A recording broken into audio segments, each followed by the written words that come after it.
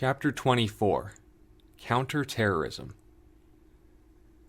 Havilah allowed her mind to drift back to the days when she was new to the idea of having a roof over her head. She had her share of regrets and still had a great deal to sort out in her understanding of whether that guilt was based on the God she was choosing to follow or not. From the introspective to the systematic, it all was to pass the time while her muscle memory reflexively found the safest place to put herself before hitting the ground. She landed in a large tree and after a moment of effort untangled herself from her harness and made her way towards the nearest light source. She found small flecks of yellow here and there suggesting the presence of Grimm. While there would be a time to confront them, her focus was on the hue of orange radiating from the valley. The mountain was unfamiliar terrain to her. She was all too familiar with rocks and thrived on fighting in a state of vertigo. Yet now that it was lost, she longed for the moments of level heading she had to maneuver through now that every jump became more and more of a hazard. A buzz from her scroll told her the team had landed and was waiting for her signal. It didn't stress her to think they were waiting on her, but it made her kick herself that she hadn't already arrived at the campsite by now. Seeing it was enough, but her task wasn't done. She needed to find out numbers. After another steep drop, she allowed herself a moment to focus on what was below her. Another 500 meters and she would be on their level. Yet those 500 meters offered little in the realm of assistance to a safe landing. She squinted and began counting to herself every time she saw a tent or something move. The higher the number of tents became, the more she realized that a single tent housed more than a single terrorist. The more she took careful note of the materials and hazards they'd be able to use to their advantage. Their last encounter showed they enjoyed luring Grimm to where they planned to attack, but the Grimm wouldn't be curious enough to discriminate between them and him.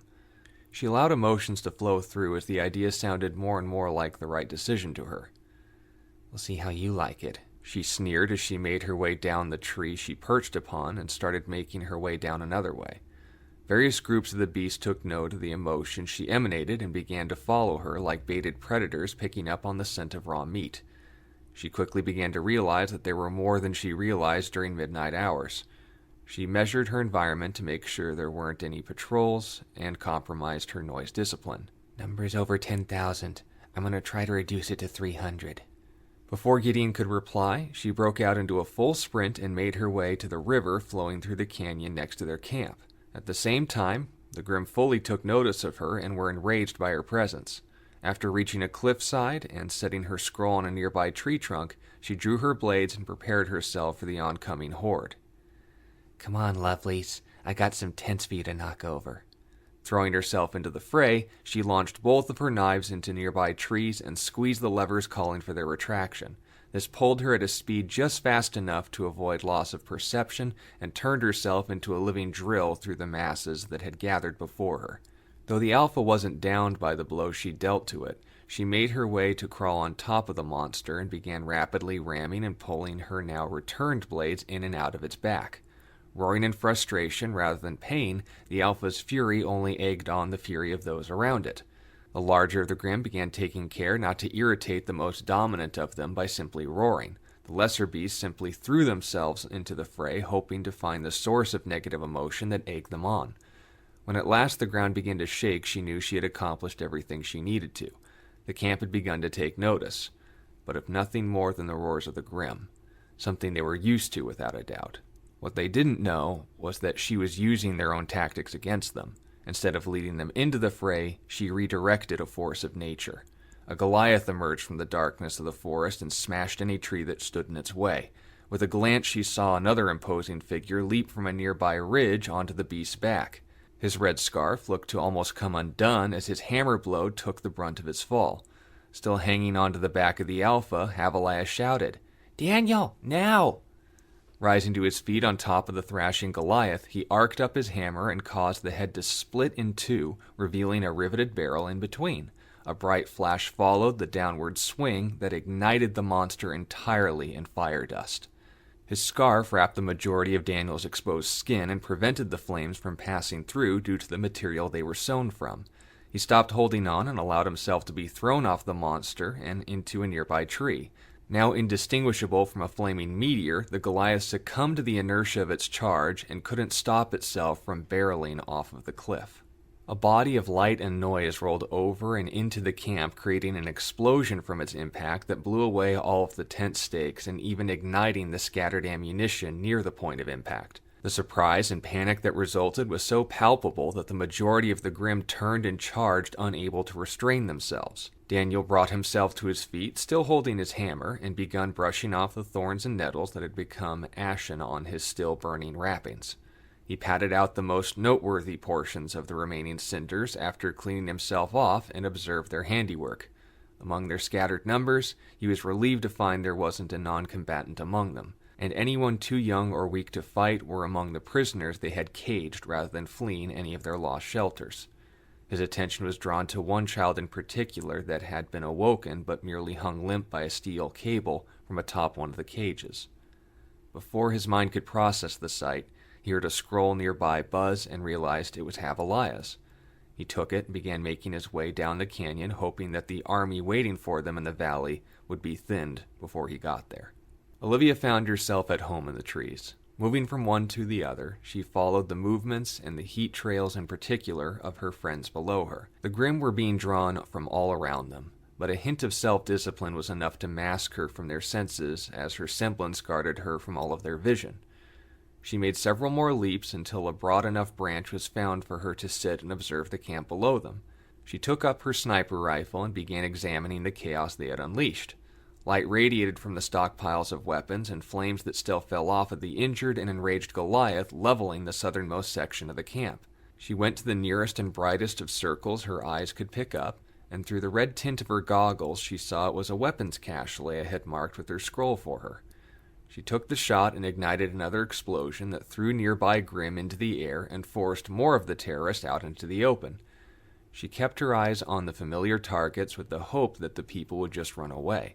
Another shot followed another explosion. Again and again, ear-splitting drum beats resounded through the valley, calling out a promise that the musicians that caused it would not be heard elsewhere. Her eyes moved to and fro through the camp until she found the prisoners being held in cages and took a mental note of the surroundings to make sure she didn't accidentally bring them to harm. She caught a glance of a Grimm making its way towards them and fired the first shot of the mission at a moving target. It fell the direction the round came from and turned to ash, confirming its death. She moved on to another and began to settle her knees and shoulders to focus on the direction she had.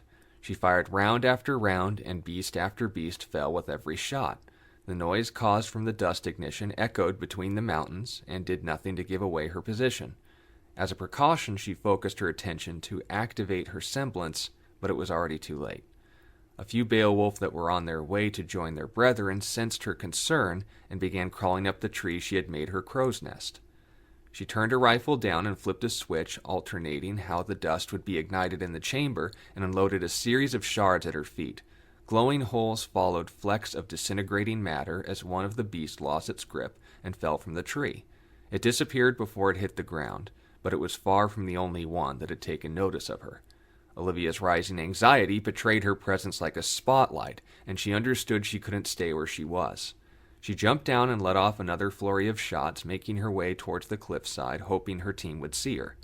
A large serpentine form cut off her intended route of escape, and the two-headed king emerged to challenge her. With a full-body lunge, Olivia was forced to dive out of the way and found herself snagged by the length of her rifle still extended over her shoulder. She couldn't roll, and she couldn't run. She was forced to fight.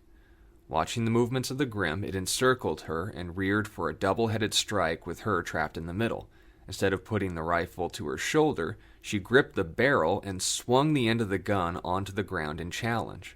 Answering her challenge, the monster rushed at her from both sides, hoping to consume her regardless of the damage it caused to itself. In a single motion, she spun her trap by her finger, and still inside the trigger above her head, revealed a long spearhead from the end of the rifle and simultaneously fired the gun. The streak of dust energy went straight into the white head's mouth, and the kick launched the spearhead into the black head at the same time. One head blinded, slammed into the other, forcing the weapon even deeper into itself than the weapon's recoil ever could.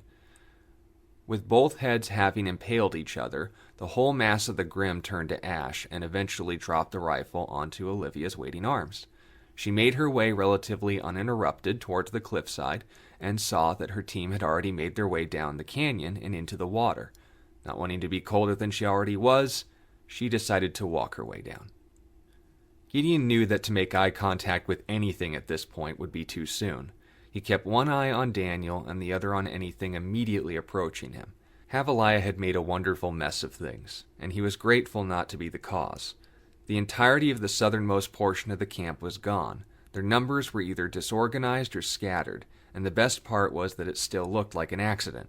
Grim assaults on campsites were very common, which is why nomadic groups never lasted long. He made his way to the northernmost portion of the camp and managed to grab a few dusty turbans to blend in with the rest of the terrorists going to confront the Goliath or the other Grim pouring into the campsite. The fact they were even headed the wrong direction didn't stand out due to the mass confusion taking place in the camp.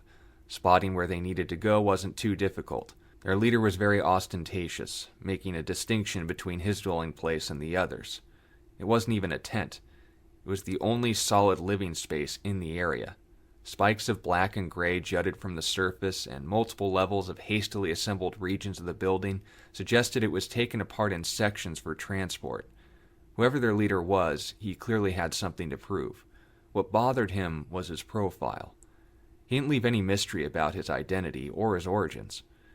His entire manifesto was known almost by memory among the Shade Academy, and his face...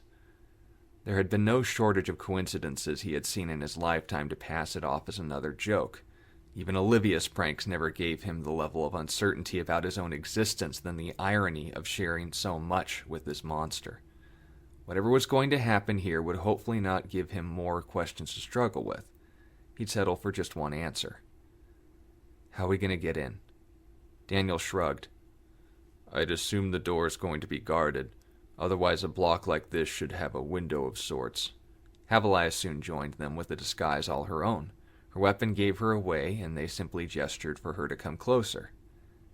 I didn't see any entrances either, she whispered, but the door is unguarded. Daniel looked at her faunus ears with envy and wondered aloud. I can only imagine what it's like for you trying to sleep. Havaliah's eyebrows rose with her ears. It's harder not to laugh at you in the bathroom after Olivia sneaks you a drop of milk. Daniel's back straightened in mock pride, trying to match her tone. I'd take it as an honor that the temple's trumpet sounds so well in your memory. An unseen hand smacked Havaliah's back and Daniel's leg as they were pulled back to reality. They turned to Gideon, who was already a stone's throw away. It was then that Olivia appeared before them with her hands on her hips. You know that we're here to kill a terrorist leader, right? They both waved her off and made their way over to Gideon. This is the door. Are we ready? They all nodded, preparing their weapons, and with a firm shove, the doors opened to reveal an empty space, save for a small throne, surrounded by a darkness so thick it seemed to question the existence of light itself. Without moving, the figure in the seat spoke to them as if his voice was at the same time whole and fading, arrogant, yet a grating force held it back that couldn't be seen. Ah, I see my guests have arrived. Please, come in.